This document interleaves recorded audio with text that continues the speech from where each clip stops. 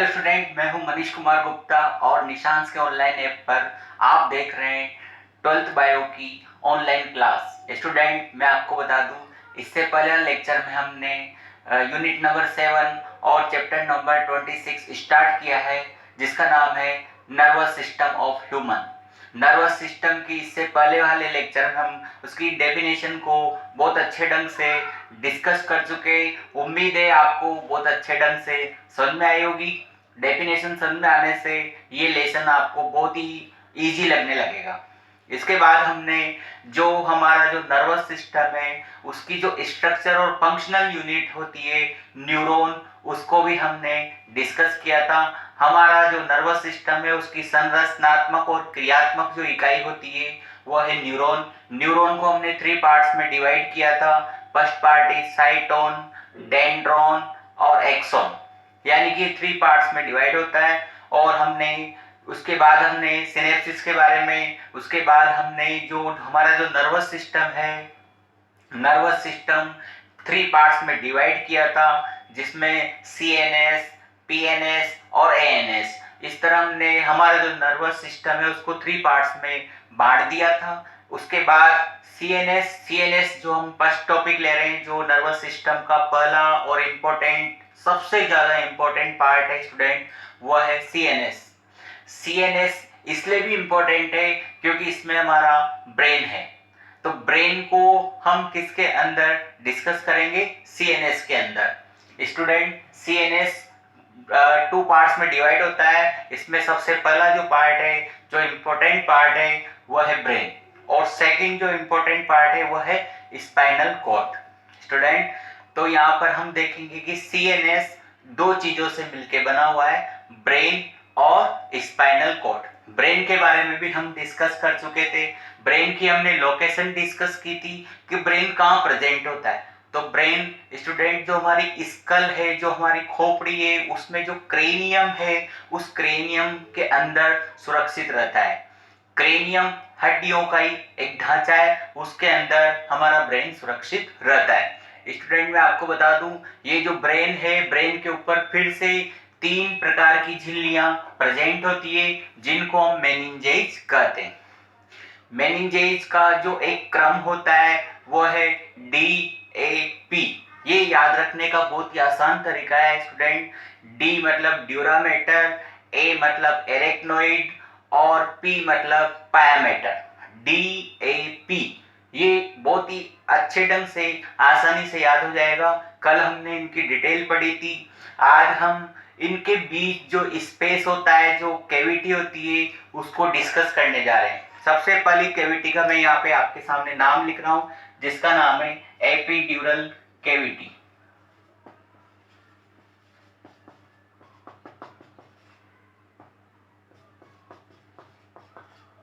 Epidural cavity को हम यहाँ पर कैसे जज करें कि ये कहाँ पर प्रेजेंट होती है? तो अभी मैंने बोला था आपसे, जो क्रेनियम है और जो पहले नंबर की जो मेम्ब्रेन है, जिसको हम ड्यूरामीटर बोलते हैं, उनके बीच की स्पेस को हम एपिड्यूरल स्पेस कहते हैं।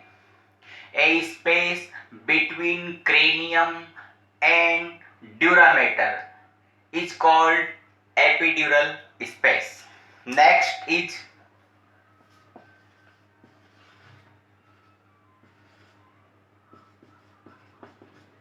Subdural space. सबड्यूरल स्पेस कहाँ प्रेजेंट होगा? जो हमारे पहले नंबर की जो ड्यूरामेटर है और सेकंड नंबर की जो मिडिल मेम्ब्रेन है एरेक्नोइड, उसके बीच में जो प्रेजेंट होगा, उस स्पेस को हम सबड्यूरल स्पेस कहते हैं। और लास्ट स्पेस इज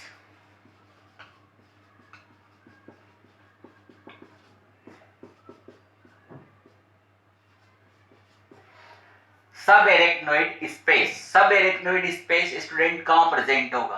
तो ये जो हमारे सेकंड नंबर की जो मेम्ब्रेन है एरेक्नोइड, और जो लास्ट नंबर की जो मेम्ब्रेन है पायामेटर, उसके बीच प्रेजेंट होता है सब एरेक्नोइड स्पेस। स्टूडेंट, एक बार फिर मैं आपको तीनों स्पेस के बारे में बताना चाहता हूँ, एपिड्यूरल, सबड्यूरल और सब एरेक्नोइड स्पेस। इसमें बहुत इंपॉर्टेंट बात मैं आपको बता दूं, ये जो सेकंड और थर्ड नंबर का जो स्पेस है, ये बहुत ही इम्पोर्टेंट है क्योंकि इसमें बहुत ही इम्पोर्टेंट एक लिक्विड भरा होता है जिसका नाम है CSF, सेरेब्रो स्पाइनल फ्लूइड। बहुत ही इंपॉर्टेंट फ्लूइड होता है। इसकी वजह से हमारा जो ब्रेन होता है उत्प्लावकता आती है, उसमें तैरने की क्षमता आती है जिससे उसका वजन कम हो जाता है।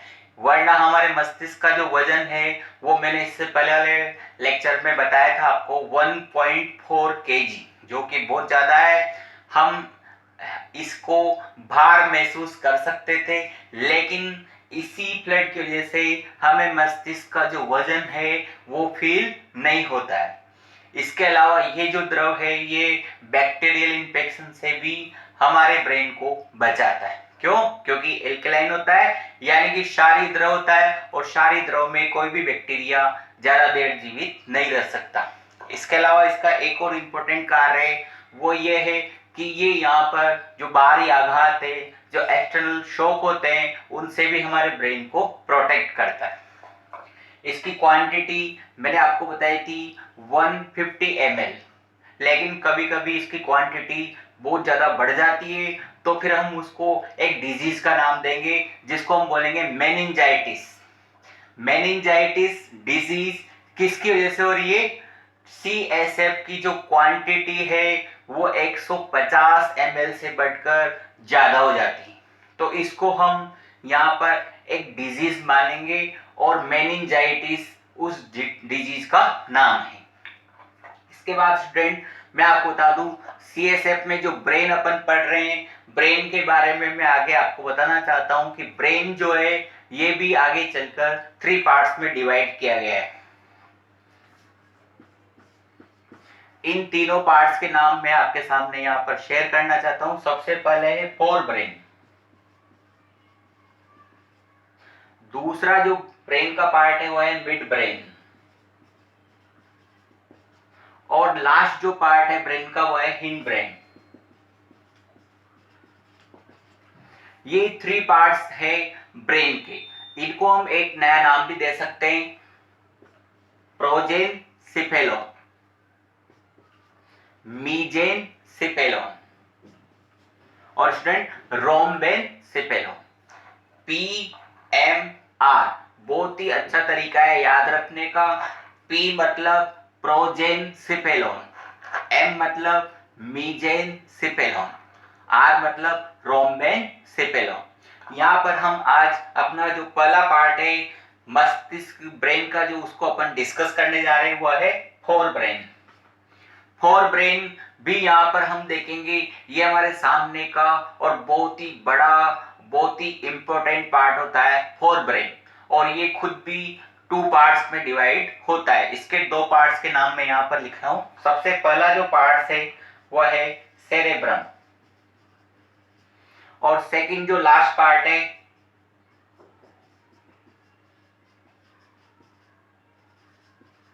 जो है डायेनसेफेलोन। स्टूडेंट हम बहुत ही अच्छे ढंग से पढ़ने जा रहे हैं, तो हमें जो भी अपन पढ़ रहे हैं उसको बहुत अच्छे ढंग से एक बार स्टडी करना है बुक में, और हमारी जो कोचिंग के जो नोट्स है उनके माध्यम से ये आपको बहुत अच्छे ढंग से समझना है।